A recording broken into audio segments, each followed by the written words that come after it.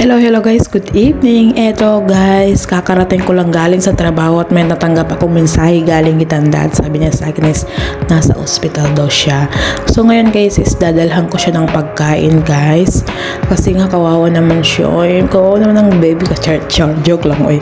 Kawawa naman siya at off ko naman bukas. So dadalhan ko siya ng pagkain kasi nga nung ilang araw na siyang wala sa yung walang energy ganyan.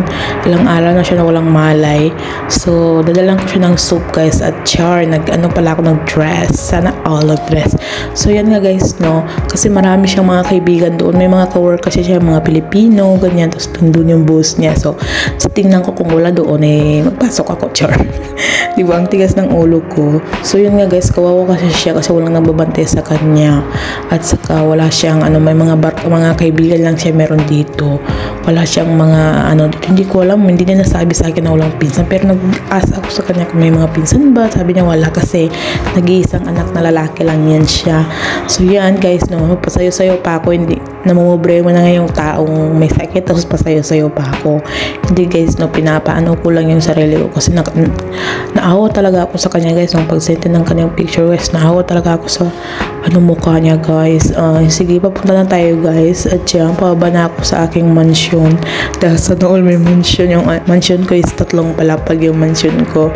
At saka, yan kapag gabi ganito yung Mansura. Ang dami ang traffic sa Mansura. Grabe ang traffic dito. At hindi ko alam kung saan ako nasuot ng driver na to. Parang papunta yata ito ng lulo sa Moonlight man to char. So yan, papunta na kami doon guys. Tapos yan, gabing-gabi na.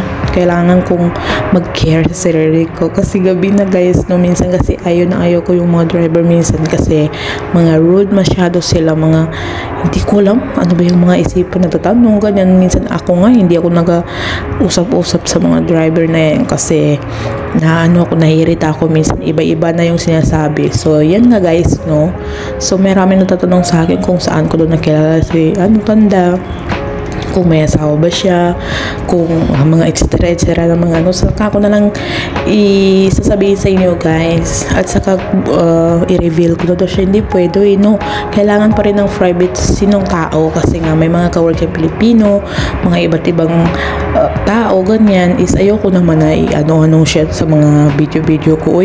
Nakakahiya naman sa tao. At saka yun nga guys gusto ko bang bigyan ng respeto siya ganun.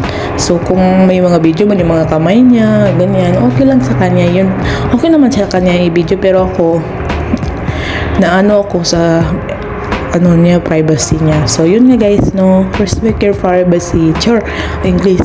So yun nga guys saan na ako pinapad na driver na to.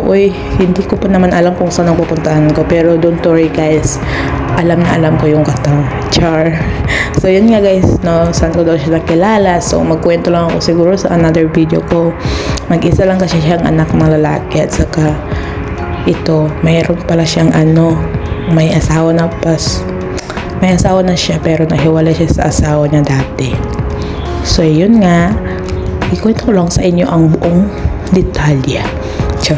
So yan, 1 taon na kami. Sana magtagal. Sana in the last part is kasal. Kasi ayoko rin kumilala sa ibang lalaki. Nahihirapan ako. Sana all. So yun nga guys, maraming salamat sa lahat na nag-follow sa akin. Sa lahat gusto mag-follow na kayo. Thank you.